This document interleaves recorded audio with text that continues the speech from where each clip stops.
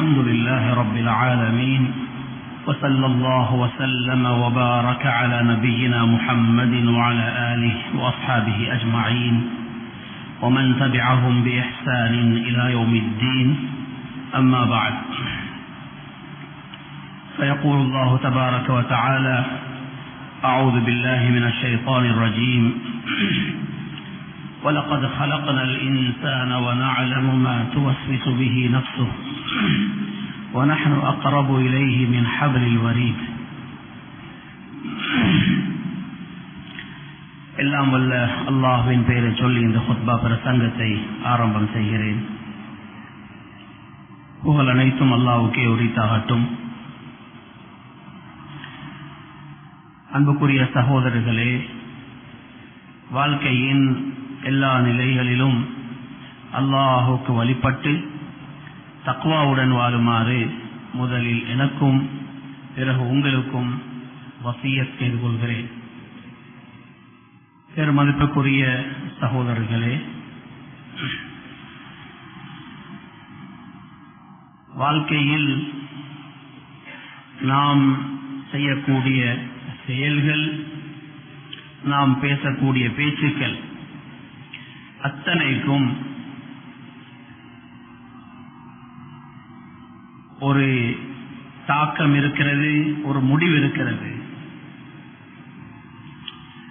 நாம் பேசக்கூடிய பேச்சுக்களாக இருந்தாலும் நம்முடைய செயல்பாடுகளாக இருந்தாலும் அத்தனையும் நம்முடைய நலவுக்கும் வெற்றிக்கும் காரணமாக அமைய வேண்டும். நம்முடைய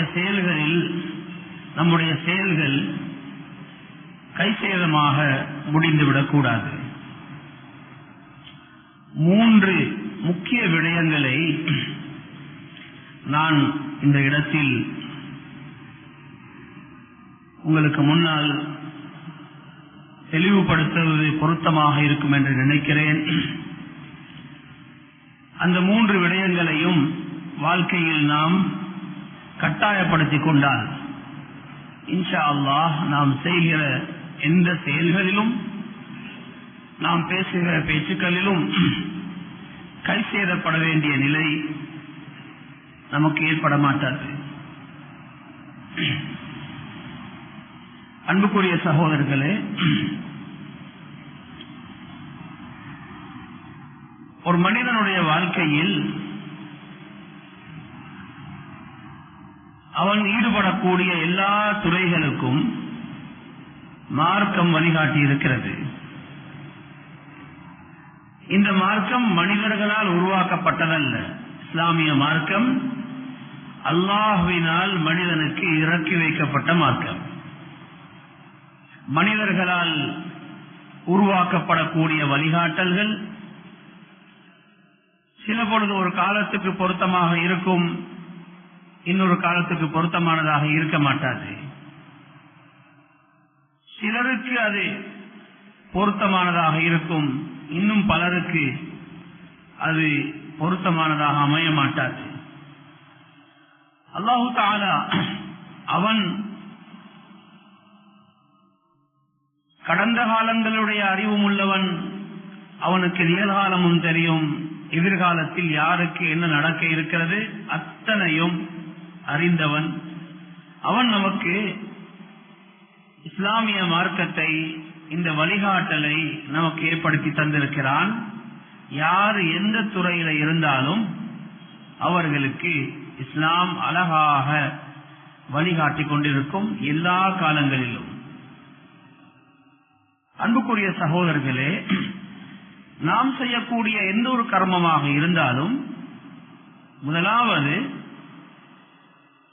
நம்முடைய செயலை நாம் வஹ்யுடைய இல்ம், அல்லாஹு தஆலா இறக்கி வைத்திருக்கிற இந்த மார்க்கம், அந்த மார்க்கம் நமக்கு காட்டி இருக்கிற அந்த இல்ம், அதற்கு முன்னால் வைத்து பார்க்க வேண்டும்.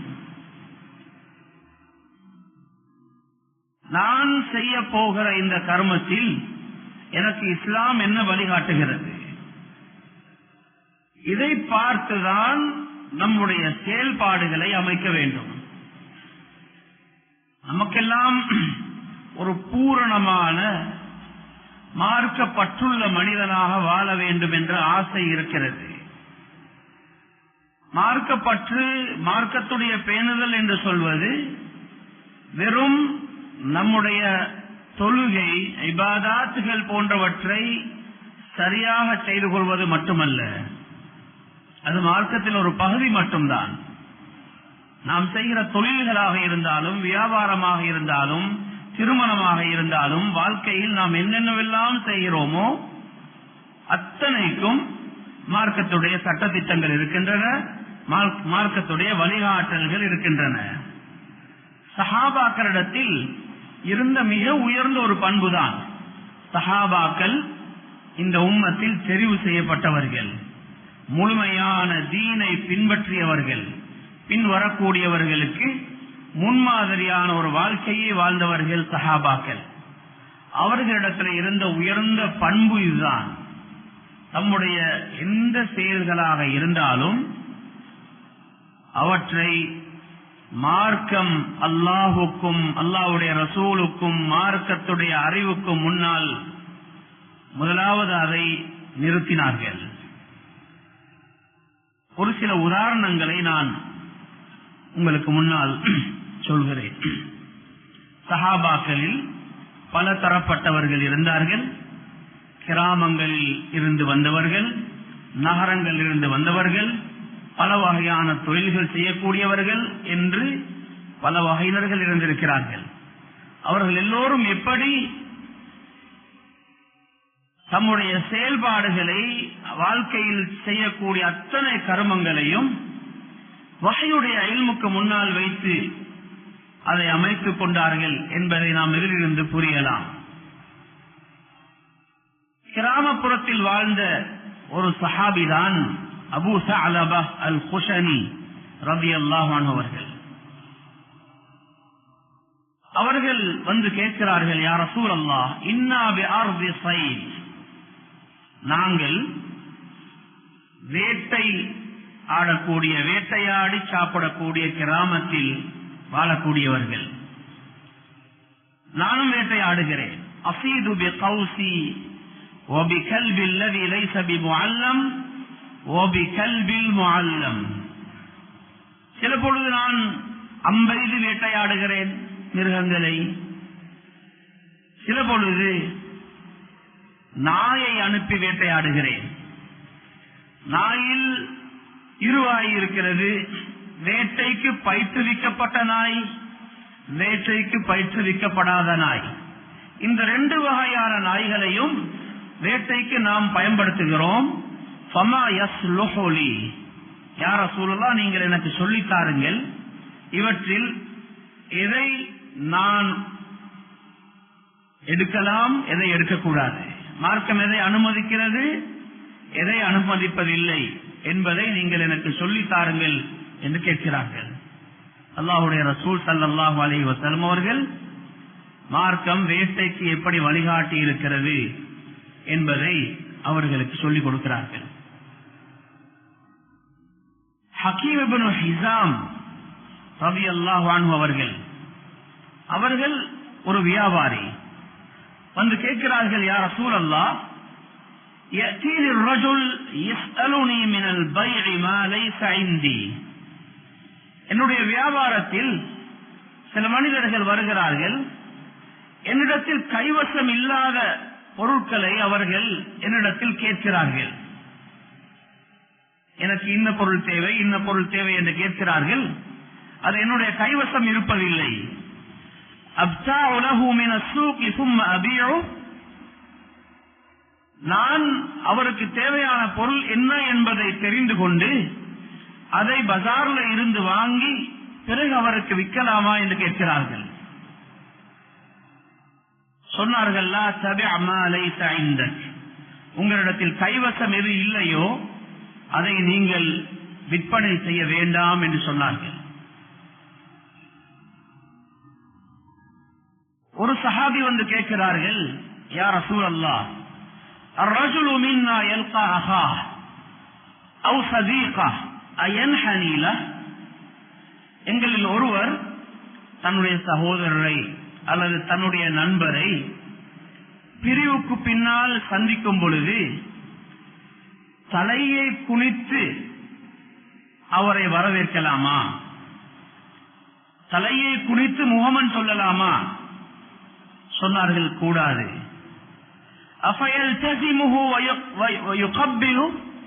அவரை கட்டி அணைத்து முத்தம் கொடுத்து வரவேற்கலாமா? சொன்னார்கள் அப்படியும் செய்ய வேண்டாம்.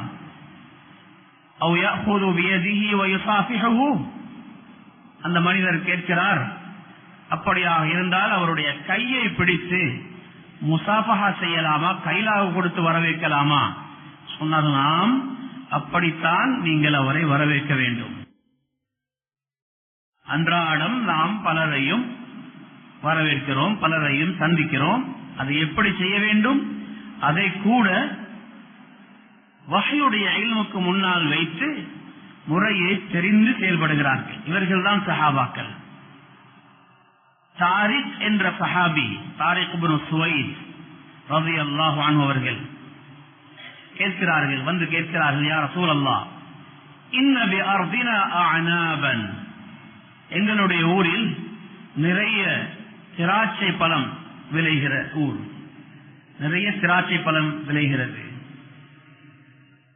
அந்த திராட்சை பழத்தை எடுத்து மதுபானம் செய்கிறார்கள் எங்களுடைய ஊரில், நாமும் செய்கிறோம், அதை உட்கொள்ளலாமா என்று கேட்கிறார்கள். சொன்னார்கள், அதை நீங்கள் உட்கொள்ளக்கூடாது, மார்க்கம் மதுபானத்தை தடை செய்திருக்கிறது. சொன்னார்கள், நாங்கள் அந்த மதுபானத்தை எடுத்து நோயாளிகளுக்கு தேவையான சில மருந்து வகைகளை செய்கிறோம், அதற்கு அனுமதி இருக்கிறதா? நபி ஸல்லல்லாஹு அலைஹி வஸல்லம் சொன்னார்கள், இன்னஹு லைஸ பிதவாயின் வலாகின்னஹு தா, மதுபானம் என்பது எந்த நோய்க்கும் மருந்தாக மாட்டாது, அதுவே ஒரு நோய் என்று சொன்னார்கள். அனுமதி கொடுக்கவில்லை. அந்த சஹாபி அந்த மருத்துவ முறையை விட்டு விடுகிறார். ஒரு மனிதர் வருகிறார், யா ரசூலல்லாஹ், பித்அ என்று சொல்லக்கூடிய ஒரு பானம் எங்களுடைய ஊரில் நிறைய பருகுகிறார்கள், இதற்கு அனுமதி இருக்கிறதா? பித்அ என்பது தேனை பயன்படுத்தி செய்யக்கூடிய ஒரு வகையான மதுசாரம். அதற்கு மது என்று பெயர் சொல்லப்படுவதில்லை. யமன் நாட்டு மக்கள் இப்படிப்பட்ட ஒன்றை மதுபானமாக பயன்படுத்தி வந்தார்கள். அதனுடைய பெயர் வித்தியாசமாக இருக்கிறது. அதனால் வந்து கேட்கிறார்கள், யா ரசூலல்லாஹ், இதை பாவிப்பதற்கு அனுமதி இருக்கிறதா? நபி ஸல்லல்லாஹு அலைஹி வஸல்லம் அவர்கள் சொன்னார்கள், குல்லு ஷராபின் அஸ்கர் ஃபஹுவ ஹராம், போதையை ஏற்படுத்தக்கூடிய எந்த பானமாக இருந்தாலும் சரி, அது மார்க்கத்தில் அனுமதிக்கப்பட மாட்டாது. அவர்களுக்கு வழிகாட்டி விடுகிறார்கள். அந்த கூட்டம் அன்று அந்த பானத்தை உட்கொள்வதை விட்டது. அதற்கு பிறகு அதன் பக்கம் திரும்பி பார்க்கவும் இல்லை. சஹாபாக்கள் இப்படித்தான் தம்முடைய எல்லா காரியங்களையும், தொழில் சார்ந்ததாக இருந்தாலும் சரி, சமூக வாழ்க்கை சார்ந்ததாக இருந்தாலும் சரி, தனிப்பட்ட வாழ்க்கை சார்ந்ததாக இருந்தாலும் சரி, அத்தனையையும் வஹ்யுடைய இல்முக்கு முன்னால் வைத்து தீர்மானிக்கிறார்கள். அன்ன தபீபன் ஜாஅ இல நபி ஸல்லல்லாஹு அலைஹி வஸல்லம், ஒரு வைத்தியர் நபியுல்லாஹி ஸல்லல்லாஹு அலைஹி வஸல்லம் இடத்திலே வருகிறார். அவருடைய கேள்வி, அவர் சொல்கிறார், நான் ஒரு நோய்க்கு மருந்து தயாரிக்கிறேன். அந்த மருந்து தயாரிக்கும் பொழுது தவளையின் ஒரு பகுதியை அதில் சேர்க்க வேண்டும். மிஸ்தான், தவளையை கொலை செய்து அதில் ஒரு பகுதியை நான் அந்த மருந்தில் சேர்க்கிறேன். இந்த மருந்தை செய்வதற்கு அனுமதி இருக்கிறதா? நபி ஸல்லல்லாஹு அலைஹி வஸல்லம் சொன்னார்கள், தவளையை கொல்லக்கூடாது, தவளையை கொல்வது தடை செய்யப்பட்டிருக்கிறது. அவரை தடுத்து விடுகிறார்கள். சஅத் இப்னு ரபீ என்ற சஹாபியுடைய மனைவி வருகிறார்கள். யா ரசூலல்லாஹ், என்னுடைய கணவர் வஃபாத்தாகிவிட்டார், இருக்கிறது பெண் பிள்ளைகள் மட்டும்தான், ஒரு மகள் தான் இருக்கிறார். அவளை நான் திருமணம் செய்து கொடுப்பதாக இருந்தால் எனக்கு பணம் தேவைப்படும். ஆனால் என்னுடைய கணவர் மௌத்தானதும் கணவனுடைய சகோதரர் வந்து சொத்துக்களை எல்லாம் எடுத்துக்கொண்டு போய்விட்டார். நான் இப்பொழுது என்ன செய்ய வேண்டும்? நான் எப்படி நடக்க வேண்டும்? எனக்கு வஹ்யுடைய இல்ம் என்ன வழிகாட்டுகிறது என்பதை அல்லாஹ்வுடைய ரசூல் ஸல்லல்லாஹு அலைஹி வஸல்லம் அவர்களுக்கு முன்னால் வந்து முன்வைத்து அதனுடைய பதிலை எதிர்பார்க்கிறார்கள். நம்முடைய வாழ்க்கையில் இதுவெல்லாம் குடும்ப சச்சரவை குடும்ப பிரச்சனையை ஏற்படுத்தியதற்கு பின்னால் தான் நாம் மார்க்கத்தை நாடுகிறோம். அவர்கள் பிரச்சனைப்படுவதற்கு முன்னால் வஹ்யுடைய இல்முக்கு முன்னால் வந்து தம்முடைய தேவையை முன்வைக்கிறார்கள். சஅத் இப்னு அபி வக்காஸ் ரலியல்லாஹு அன்ஹு அவர்கள் கடும் சுகையினப்பட்டு படுக்கையில் இருக்கிறார்கள். இது என்னுடைய மரணப்படுக்கை தான் என்று அவர்கள் உறுதியாக நம்பினார்கள். நபியுல்லாஹி ஸல்லல்லாஹு அலைஹி வஸல்லம் அவர்கள் நோய் விசாரிக்க வருகிறார்கள். சஅத் ரலியல்லாஹு அன்ஹு சொல்கிறார்கள், யா ரசூலல்லாஹ் பலக பி மினல் வஜஇ மா தரா. எனக்கு ஏற்பட்டிருக்கிற இந்த நோய், இதனுடைய கொடூரத்தை நீங்கள் பார்க்கிறீர்கள். எனக்கு வானசூமால், எனக்கு நிறைய பணம் இருக்கிறது, செல்வம் இருக்கிறது. வலா யரிதுனி இல்லா இப்னத்துல் லி வாஹிதா. எனக்கு வாரிசாக வருவதற்கு என்னுடைய ஒரே ஒரு மகள் மட்டும்தான், வேறு யாரும் வாரிசாக வருவதற்கு குழந்தைகள் இல்லை. இப்பொழுது என்னுடைய இந்த செல்வத்தை 3ஆக பிரித்து அதில் 2 பகுதியை சதகா கொடுத்து விடுவோமோ என்று நான் யோசிக்கிறேன். அதற்கு அனுமதி இருக்குதா யா ரசூலல்லாஹ் என்று கேட்கிறார்கள். நபி ஸல்லல்லாஹு அலைஹி வஸல்லம் அவர்கள் தடை செய்தார்கள். இறுதியில் அவர்களுக்கு 3இல் ஒரு பகுதியை மட்டும் சதகா கொடுப்பதற்கு 3இல் ஒரு பகுதியை மட்டும் சதகா கொடுப்பதற்கு அனுமதி கொடுக்கிறார்கள். ஒரு பெண் வருகிறார்கள், யா ரசூலல்லாஹ், என்னுடைய மகளை நான் குறிப்பிட்ட ஒரு நபருக்கு திருமணம் செய்து வைத்தேன். பிறகு என்னுடைய மகளுக்கு ஒரு நோய் ஏற்பட்டது, ஹஸ்பா என்று சொல்லக்கூடிய ஒரு நோய் அவருக்கு ஏற்பட்டது. அந்த நோயின் காரணத்தினால் தலைமுடிகள் எல்லாம் உதிர்ந்து விழுந்து விட்டன, தலைமுடி போய்விட்டது. திருமணம் முடித்த அந்த கணவர் அவசரமாக இந்த பெண்ணை, மணப்பெண்ணை ஒப்படைக்க வேண்டும் என்று சொல்லி அவர் அவசரப்படுத்திக் கொண்டிருக்கிறார். என்னுடைய குடும்பத்தில் உள்ளவர்கள் சொல்கிறார்கள், பொய் முடியை வைத்து கட்டியாவது இந்த திருமணத்தை செய்து முடித்து விடுவோம். கணவர் அவசரப்படுகிறார் தானே, பொய் முடியை வைத்து இந்த திருமணத்தை முடித்து விடுவோம். இதற்கு அனுமதி இருக்கிறதா யா ரசூலல்லாஹ்? அஸாஸிலுஹா, இதை செய்யலாமா என்று கேட்கிறார்கள். நபி ஸல்லல்லாஹு அலைஹி வஸல்லம் அவர்கள் சொன்னார்கள், லஅனல்லாஹுல் வாஸிலஹ் வல் முஸ்தௌஸிலஹ். இந்த காரியத்தை செய்வது அல்லாஹ்வுடைய லானத்தை உண்டாக்கும், நீங்கள் செய்ய வேண்டாம் என்று தடை செய்கிறார்கள். திருமண விஷயங்கள் என்று வரும் பொழுது, திருமண பெண்ணை அலங்கரிப்பது என்று வரும் பொழுது அதையும் வஹ்யுடைய இல்முக்கு முன்னால் வைக்கிறார்கள். இந்த இல்ம் எனக்கு என்ன வழிகாட்டுகிறது, மார்க்கம் எனக்கு இதுல என்ன வழிகாட்டுகிறது? ஒரு சஹாபி வருகிறார்கள், யா ரசூலல்லாஹ் உக்துதிப்து ஃபீ கஸ்வதி கதா. அல்லாஹ்வின் பாதையில் செல்லக்கூடிய ஒரு படையுடன் என்னுடைய பெயரும் எழுதப்பட்டிருக்கிறது. வஇன்னம்ரஅதி துரீதுல் ஹஜ். ஆனால் என்னுடைய மனைவி ஹஜ்ஜுக்கு தயாராகி ஹஜ்ஜுக்கு செல்வதற்கான ஏற்பாடுகளை செய்து கொண்டிருக்கிறார்கள். இப்பொழுது நான் என்ன செய்ய வேண்டும்? நான் அந்த படையுடன் செல்வதா அல்லது மனைவியுடன் செல்வதா? நபி ஸல்லல்லாஹு அலைஹி வஸல்லம் சொன்னார்கள், ஹுஜ்ஜ மஅ இம்ராஅத்திக். நீங்கள் இப்பொழுது உங்களுடைய மனைவியுடன் சேர்ந்து மனைவிக்கு துணையாக ஹஜ்ஜுக்கு செல்லுங்கள் என்று சொன்னார்கள். சில சஹாபாக்கள் வந்து கேட்கிறார்கள், யா ரசூலல்லாஹ், இந்த குரங்கு என்பது ஒரு காலத்தில் ஒரு சமூகம் குரங்குகளாக மாற்றப்பட்ட ஒரு சரித்திரம் இருக்கிறது. இப்பொழுது இருக்கிற இந்த குரங்குகள் அந்த சந்ததியில் வந்ததா என்று கேட்கிறார்கள். விஞ்ஞானம் சம்பந்தப்பட்ட ஒன்று அல்லது ஒரு ஹிஸ்டரி சம்பந்தப்பட்ட ஒரு விஷயம் என்று நாம் சொல்லலாம். அதையும் வஹ்யுடைய இல்முக்கு முன்னால் வந்து அவர்கள் அந்த கேள்வியை வைக்கிறார்கள். நபி ஸல்லல்லாஹு அலைஹி வஸல்லம் சொன்னார்கள், இல்லை, அல்லாஹு தஆலா ஒரு மனித சமூகத்தை உருமாற்றினால் அவர்களுக்கு பரம்பரையை ஏற்படுத்த மாட்டான். அந்த சமூகம் அவர்கள் உலகத்தை விட்டு முடிந்து போய்விடுவார்கள், அவர்களுக்கு பரம்பரை வருவதில்லை என்று சொன்னார்கள். அத்துடன் இந்த குரங்குகள் அவர்கள் உருமாற்றப்படுவதற்கு முன்னாலும் உலகத்திலே இருந்தது என்று சொன்னார்கள்.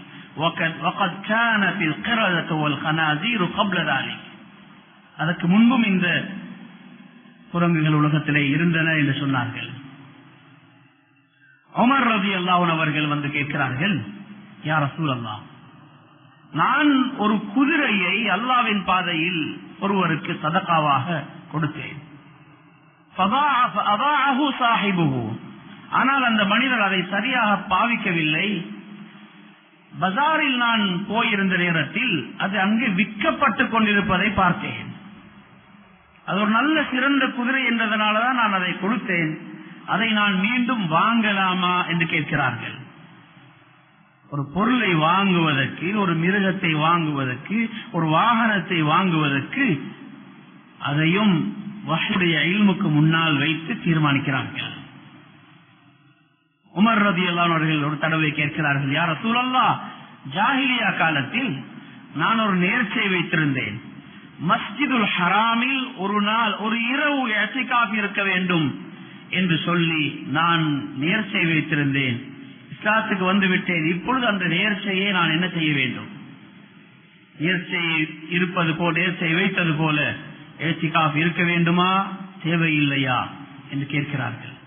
தன்னுடைய தீன், தன்னுடைய மார்க்கம் சம்பந்தப்பட்ட ஒரு அமல், அதையும் வஹ்யுடைய இல்முக்கு முன்னால் வைத்து அனுமதியை பெற்று அதற்கு பின்னால் அதை அமுல்படுத்துகிறார்கள். ஒரு சஹாபி வந்து கேட்கிறார்கள், யா ரசூலல்லாஹ், என்னுடைய தாய் திடீரென்று மரணித்து விட்டார்கள். கடைசி நேரத்தில் அவர்களுக்கு பேசிக் கொள்வதற்கு சந்தர்ப்பம் அமையவில்லை. அவர்கள் பேசி இருந்தால் கட்டாயமாக ஏதாவது சதகா கொடுக்க சொல்லி இருப்பார்கள். இப்பொழுது அவருக்காக நான் ஒரு சதகாவை கொடுக்க விரும்புகிறேன், இதற்கு அனுமதி இருக்கிறதா என்று கேட்டார்கள். சொன்னார்கள், ஆம், உங்களுடைய தாய்க்காக நீங்கள் சதகா கொடுங்கள். அபூஜஹலுடைய குடும்பத்தை சேர்ந்த சில நபர்கள் வந்து கேட்கிறார்கள், யா ரசூலல்லாஹ், அலி இப்னு அபி தாலிப் உங்களுடைய மருமகன் ரலியல்லாஹு அன்ஹு அவர்கள் அபூஜஹலுடைய மகளை திருமணம் கேட்டு வந்திருக்கிறார்கள். பாத்திமா ஏற்கனவே ரலியல்லாஹு அன்ஹா அவர்கள் மனைவியாக இருக்கும் பொழுது திருமணம் பேசி வந்திருக்கிறார்கள். இப்பொழுது எங்களுக்கிடையில் கருத்து வேற்றுமை ஏற்பட்டது. சிலர் சொன்னார்கள், பாத்திமா ரலியல்லாஹு அன்ஹா அவர்களை திருமணம் செய்திருக்கிறார்கள், அதனால் நீங்கள் அனுமதி கொடுக்க வேண்டாம், அல்லாஹ்வுடைய ரசூல் ஸல்லல்லாஹு அலைஹி வஸல்லம் அவர்களிடத்தில் கேட்டு முடிவு செய்யுங்கள், இந்த திருமணத்தை நாம் செய்து வைக்கட்டுமா என்று வந்து கேட்கிறார்கள். ஒரு பெண் வருகிறார்கள், யா ரசூலல்லாஹ், என்னை இன்ன ஆண்கள் திருமணம் கேட்டு வந்திருக்கிறார்கள், நான் யாரை திருமணம் செய்ய வேண்டும்? இப்படி சஹாபாக்களை பார்த்தால் தம்முடைய வாழ்க்கையில் அவர்கள் செய்கிற எல்லா கர்மங்களையும் வஹ்யுடைய இல்முக்கு முன்னால் வைத்து தீர்மானம் எடுக்கிறார்கள், முடிவெடுக்கிறார்கள். அன்பான சகோதரர்களே, நாமும் இந்த முடிவுக்கு வர வேண்டும். ஒரு பூர்த்தியான தீனுடைய பற்றுள்ள ஒரு முஃமினாக வாழ வேண்டும் என்று நாம் விரும்பினால் இந்த தீர்மானத்துக்கு வராமல் ஒரு பொழுதும் நாம் அந்த இலக்கை அடைய முடியாது. வாழ்க்கையில் நாம் எந்த துறையில இருந்தாலும் சரி, நம்முடைய ஒவ்வொரு கர்மங்களையும் வஹ்யுடைய இல்முக்கு முன்னால் வைத்து மார்க்கம் இதற்கு என்ன சொல்கிறது, என்ன வழிகாட்டல் என்பதை தெரிந்து நாம் அமைத்துக் கொள்ள வேண்டும். இன்ஷா அல்லாஹ் நாம் செய்கிற எந்த காரியத்திலும் உலகத்திலோ மறுமையிலோ கை சேதப்பட வேண்டிய நிலை நமக்கு வரமாட்டாது. இரண்டாவது, நாம் செய்யக்கூடிய எந்த ஒரு கர்மமாக இருந்தாலும்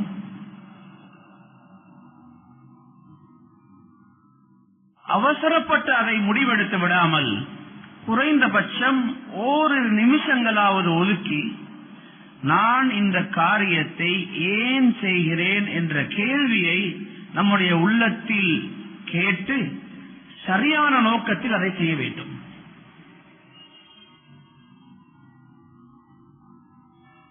ஒரு பயணம் போவதாக இருந்தாலும்,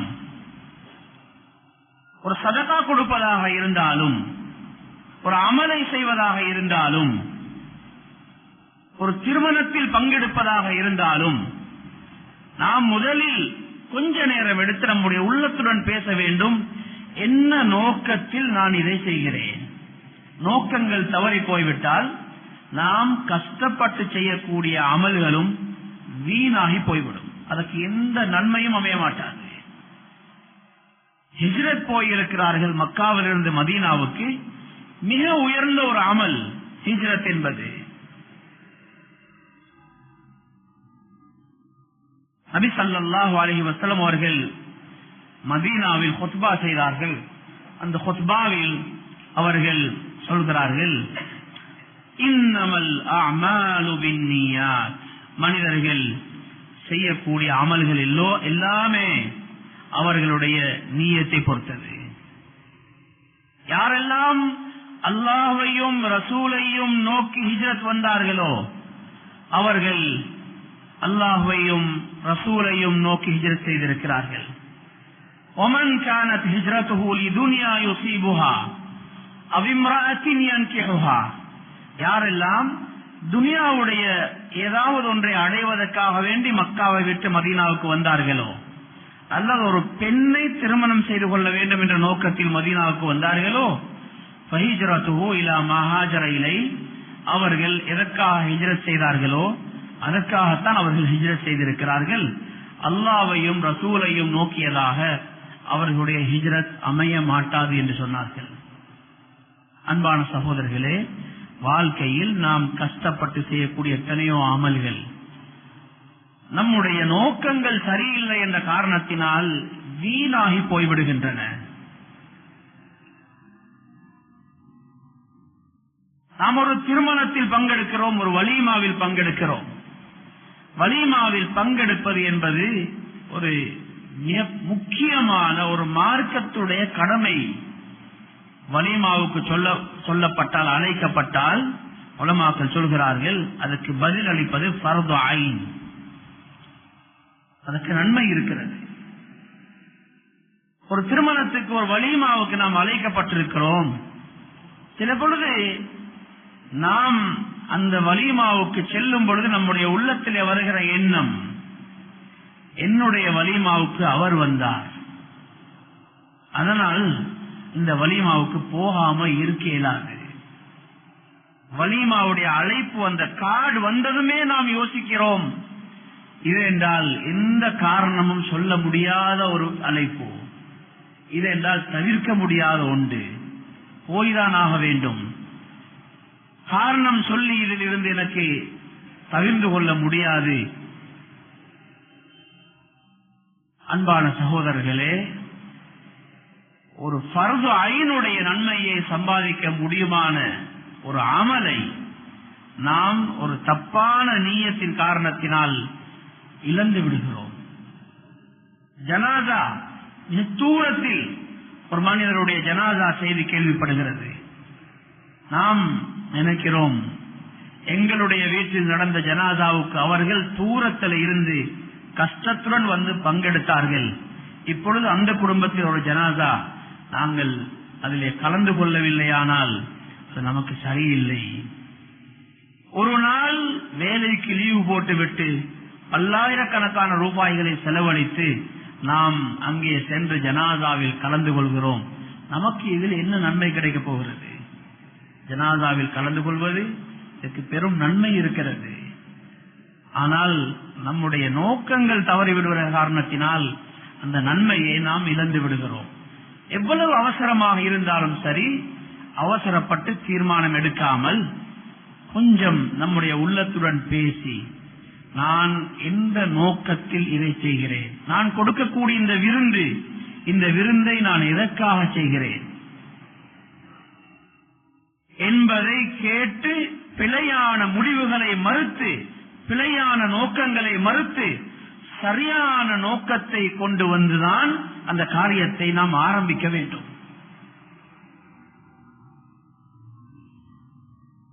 நபி ஸல்லல்லாஹு அலைஹி வஸல்லம் அவர்கள் சொல்கிறார்கள், ரஅய்து ரஜுலன் யதகல்லபு ஃபில் ஜன்னah, நான் சுவர்க்கத்தில் ஒரு மனிதரை பார்த்தேன், அவர் மிக சந்தோஷமாக சுவர்க்கத்தில் நடமாடிக் கொண்டிருக்கிறார். அவர் ஒரு பெரிய அமல் செய்திருக்க வேண்டும் என்று தோன்றுகிறது. அவர் என்ன அமல் செய்தார் என்று பார்த்தால், அவர் ஒரு நாள் பாதையில் போய்க் கொண்டிருக்கும் பொழுது போகிற வருகிறவர்களுக்கு ஒரு மரக்கிளை தடையாக இருக்கிறது. அவர் மனதில் நினைத்துக் கொண்டார், இந்த மரக்கிளையை நான் இந்த இடத்தில் இருந்து அகற்றிவிட்டால் போக்குவரத்து செய்யக்கூடியவர்கள் கஷ்டமில்லாமல் பயணம் செய்வார்கள் என்ற நீயத்துடன் அந்த மரக்கிளையை வெட்டி அந்த இடத்திலிருந்து ஒதுக்கிவிட்டார். சொன்னார்கள், இந்த அமலுக்காகத்தான் அவர் சொர்க்கத்துக்கு வந்திருந்தார். நாம் இப்படிப்பட்ட ஒரு காரியத்தை செய்கிறவரை பார்த்து அமல் செய்கிறார் என்று யோசிக்கவும் மாட்டோம். ஆனால் இந்த ஒரு அமல் தான் அவருக்கு சொர்க்கத்துக்கு காரணமாக அமைந்திருக்கிறது. கம் மின் அமல் யுதஸவ்வரு மின் அமாலி துன்யா ஃபபிஹுஸ்னி நிய்யதி யஸீரு மின் அமாலில் ஆখিরাহ. மனிதர்கள் செய்யக்கூடிய எத்தனையோ காரியங்கள் வெளிப்படையில் பார்த்தால் உலக காரியங்கள் போல மக்களுக்கு தெரியும். ஆனால் அவருடைய உள்ளத்திலே இருக்கிற நல்ல நோக்கத்தின் காரணத்தினால் அது ஆகிரத்துக்குரிய சுவர்க்கத்துக்குரிய அமலாக மாறிவிடுகிறது. அன்பான சகோதரர்களே, வாழ்க்கையில் நாம் செய்யக்கூடிய எந்த ஒரு காரியமாக இருந்தாலும், நாம் செய்யக்கூடிய செலவுகளாக இருந்தாலும், ஒரு தடவை நாம் ஆரம்பத்தில் ஒரு நிமிஷம் 2 நிமிஷத்தையாவது ஒதுக்கி நம்முடைய உள்ளத்திலே கேட்க வேண்டும், இதற்காக நீ இதை செய்கிறாய்? சரியான நோக்கத்தில் தானா செய்கிறாய்? இல்லை என்றால் ஆகிரத்தில் போய் வெறும் கற்பனையில் நாம் இருப்போம். நிறைய அமல் செய்திருக்கிறது, என்ன கொண்டு நிறைய விஷயங்கள் நடந்திருக்கிறது என்று நாம் நினைத்துக் கொண்டிருப்போம். ஆகிரத்தில் போய் பார்த்தால் ஒன்றுமே இருக்க மாட்டாது. நீங்கள் யார் யாருக்காக செய்தீர்களோ அவர்களிடத்திலேயே கூலிகளை வாங்கிக் கொள்ளுங்கள் என்று சொல்லி அல்லாஹு தஆலா அவர்களுக்கு சொல்லிவிடுவார். அல்லாஹு தஆலா அனைவரையும் அந்த நிலையிலிருந்து பாதுகாப்பானா. அன்பான சகோதரர்களே, நாம் எந்த கர்மத்தை செய்வதாக இருந்தாலும் நம்முடைய நோக்கங்களை சரி செய்து கொள்ள வேண்டும். மூன்றாவது, எந்த ஒரு காரியத்தையும் செய்ய நாடிவிட்டால் அல்லாஹ்விடத்தில் நலவை கேட்காமல் அந்த கர்மத்தை செய்யக்கூடாது. நபி ஸல்லல்லாஹு அலைஹி வஸல்லம் அவர்கள் இதை மக்களுக்கு எப்படி சொல்லிக் கொடுத்தார்கள் என்பதை ஜாபிர் ரலியல்லாஹு அன்ஹு சொல்கிறார்கள். كان النبي صلى الله عليه وسلم يعلمنا الاستخارة في الأمور كلها كما يعلمنا السورة من القرآن. ஒவ்வொரு காரியங்களிலும் அல்லாஹ்விடத்தில் எப்படி நலவை கேட்க வேண்டும் என்பதை நபி ஸல்லல்லாஹு அலைஹி வஸல்லம் அவர்கள் எங்களுக்கு படித்து தருவார்கள். அதற்கு எவ்வளவு முக்கியத்துவம் கொடுத்தார்கள் என்றால், குர்ஆனுடைய ஒரு புதிய சூரா இறங்கினால் அதை எப்படி முக்கியத்துவம் கொடுத்து நமக்கு கற்றுத் தருவார்களோ அதுபோல் நமக்கு இஸ்திகாராவை கற்றுத் தருவார்கள். எந்த ஒரு கர்மத்தை செய்வதாக இருந்தாலும் சரி, இஸ்திகாரா என்ற ஒரு முறையை மார்க்கம் வைத்திருக்கிறது. நலவை கேட்பதற்கான ஒரு முறை. 2 ரக்காத்துகள் ஃபர்து அல்லாத நஃபில் தொழுகைகள் 2 ரக்காத் தொழுதுவிட்டு நபி ஸல்லல்லாஹு அலைஹி வஸல்லம் அவர்கள் துஆ சொல்லி தந்திருக்கிறார்கள். அந்த துஆவை, அந்த வார்த்தைகளை சொல்லி அல்லாஹ்விடத்தில் தன்னுடைய காரியத்தில் நலவை கேட்க வேண்டும். பெரும்பாலானவர்கள் நினைக்கிறார்கள் இஸ்திகாரா என்பது பெரும் பெரும் விஷயங்களுக்கு மட்டும்தான் செய்ய வேண்டும். ஒரு திருமணம் செய்கிறோம், செய்து வைக்கிறோம், அல்லது ஒரு காணி வாங்குகிறோம், ஒரு வீடு வாங்குகிறோம், இதற்கு மட்டும்தான் இஸ்திகாரா என்று நினைக்கிறார்கள். அப்படி அல்ல. ஃபில் உமூரி குல்லிஹா, மனிதன் வாழ்க்கையில் செய்யக்கூடிய சிறிய பெரிய எல்லா கர்மங்களிலும் இஸ்திகாரா இருக்கிறது. சிலர் நினைக்கிறார்கள் ஏதாவது ஒன்றை முடிவெடுப்பதில் தடுமாற்றம் இருந்தால் மட்டும்தான் இஸ்திகாரா செய்ய வேண்டும். அப்படியும் இல்லை. தடுமாற்றத்துக்கு அல்ல. ஒரு காரியத்தை நீங்கள் செய்ய நாடும் பொழுது, ஒரு பயணம் செய்ய போகிறோம், ஒரு பொருளை வாங்க போகிறோம், ஒரு இடத்துக்கு போக போகிறோம், குறிப்பிட்ட ஒரு மனிதனை சந்திக்க நாடுகிறோம், அவரிடத்தில் ஒரு விஷயத்தை பேச போகிறோம். நம்முடைய நோய்க்கு, நம்முடைய குழந்தையுடைய நோய்க்கு ஒரு வைத்தியரிடத்திலே மருத்துவத்துக்காக செல்ல போகிறோம். ஒரு பொருளை நாம் விற்க போகிறோம். ஒரு பயணத்தை நாம் சொந்த வாகனத்தில் செய்ய போகிறோம் அல்லது பொது வாகனத்தில் செய்ய போகிறோம். இப்படி எதுவாக இருந்தாலும் ஹஜ்ஜுக்கு செல்ல போகிறோம். இமாம் நவவி ரஹிமஹுல்லாஹ் அவர்கள் சொல்கிறார்கள், இபாதாத்துகளுக்கு இஸ்திகாரா இல்லை, ஆனால் இந்த நேரத்தில் ஹஜ்ஜுக்கு செல்வதா, இந்த கூட்டத்துடன் இந்த குரூப்புடன் நான் ஹஜ்ஜுக்கு செல்வதா என்பதற்கு இஸ்திகாரா இருக்கிறது. அதற்கும் இஸ்திகாரா செய்ய வேண்டும் என்று எழுதியிருக்கிறார்கள். இப்படி நாம் வாழ்க்கையில் எந்த கர்மத்தை செய்வதாக இருந்தாலும் இஸ்திகாரா அல்லாஹ்விடத்தில் அந்த மார்க்கம் சொல்லி இருக்கிற முறையில் நலவை கேட்காமல் நாம் செய்யக்கூடாது. இன்ஷா அல்லாஹ் நாம் வாழ்க்கையில் செய்கிற எந்த ஒரு காரியமும் நஷ்டத்தில் போய் முடிய மாட்டாது, கை சேதத்தில் முடிய மாட்டாது. மன் யுஅத்தல் இஸ்திகாரா லம் யும்னஇல் கைரா. உலமாக்கள் சொல்கிறார்கள், யாருக்கு தான் செய்கிற எல்லா கர்மங்களிலும் இஸ்திகாரா செய்து முடிவெடுக்கிற அந்த பாக்கியம் கிடைத்து விட்டதோ அவர்கள் நலவுகள்ல இருந்து ஒரு நாளும் தடுக்கப்பட மாட்டார்கள். நிச்சயமாக அவர்களுக்கு பெரும் பரக்கத்துகளை வாழ்க்கையில் பார்த்துக் கொள்ளலாம்.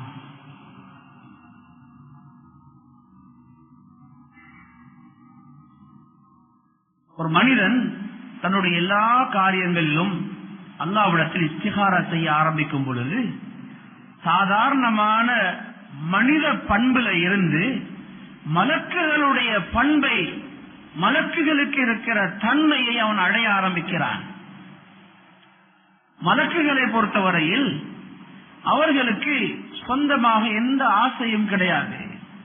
அதை சாப்பிட வேண்டும், இதை சாப்பிட வேண்டும், அங்கு போக வேண்டும், இங்கு போக வேண்டும், அவரை சந்திக்க வேண்டும், இவரை சந்திக்க வேண்டும் என்ற எந்த தேவைகளோ ஆசைகளோ மலக்குகளுக்கு இருப்பதில்லை. மலக்குகளுடைய ஒரே வேலை எப்பொழுதும் அல்லாஹ்வுடைய கட்டளையை எதிர்பார்த்து கொண்டிருப்பார்கள். என்ன அல்லாஹ்வுடைய விருப்பம், அல்லாஹ்வுடைய கட்டளை எனக்கு என்ன வருகிறது என்பதை எதிர்பார்த்து கொண்டிருப்பார்கள். கட்டளை வந்துவிட்டால் அதை அமுல்படுத்தி முடிப்பார்கள். இதுதான் மலக்குகளுடைய தன்மை. மனிதர்களை பொறுத்தவரையில் அவர்கள் அப்படிப்பட்டவர்கள் அல்ல. மனிதர்களுக்கு நிறைய தேவைகள், மனிதர்களுக்கு நிறைய ஆசைகள், திடீர் திடீர் என்று தேவைகள் வரும், ஆசைகள் வரும்.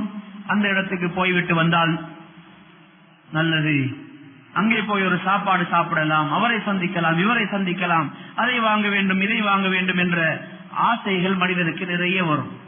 மனிதர்களை பொறுத்தவரையில் பொதுவாக இப்படிப்பட்ட தேவைகள் வந்தால், ஆசைகள் வந்தால் அவர்கள் யாரிடத்திலும் கேட்பதில்லை, வாங்கி விடுவார்கள், செய்து விடுவார்கள், கொடுத்து விடுவார்கள்.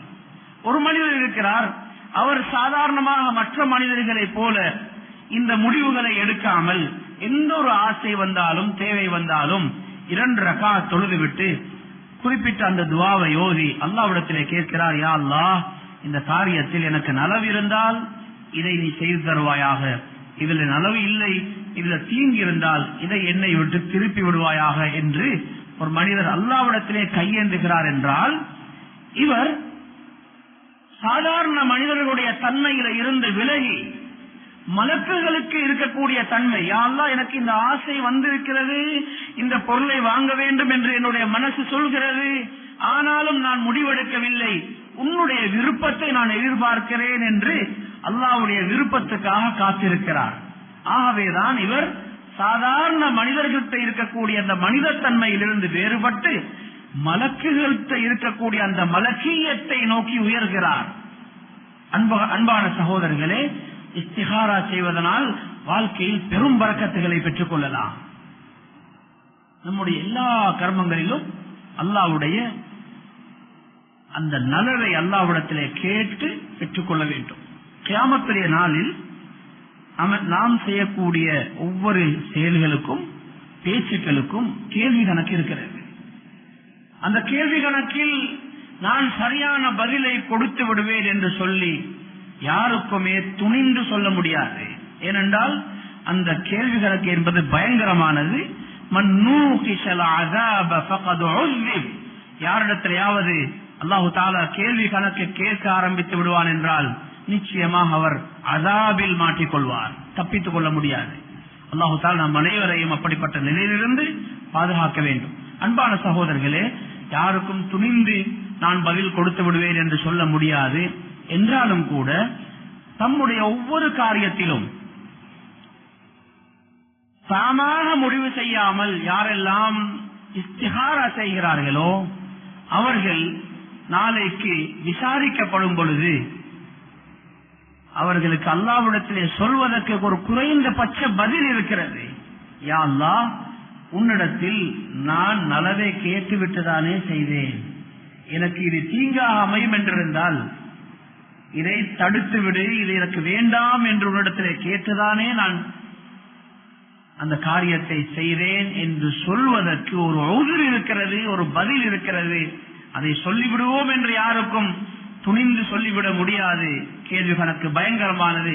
என்றாலும் கூட அல்லாஹ்விடத்திலே கேட்டு செய்யும் பொழுது இன்ஷா அல்லாஹ் அல்லாஹு தஆலா நமக்கு அப்படிப்பட்ட ஒரு நிற்கதியான நிலையை ஏற்படுத்தி விட மாட்டான். ஆகவே அன்பான சகோதரர்களே, வாழ்க்கையில் செய்யக்கூடிய எல்லா கர்மங்களையும் இந்த 3 விடயங்களையும் பேணி இந்த 3 விடயங்களையும் நாம் முக்கியத்துவத்துடன் செய்து முடிவெடுப்போம். இன்ஷா அல்லாஹ் உலகத்திலோ மறுமையிலோ அவற்றுக்காக கை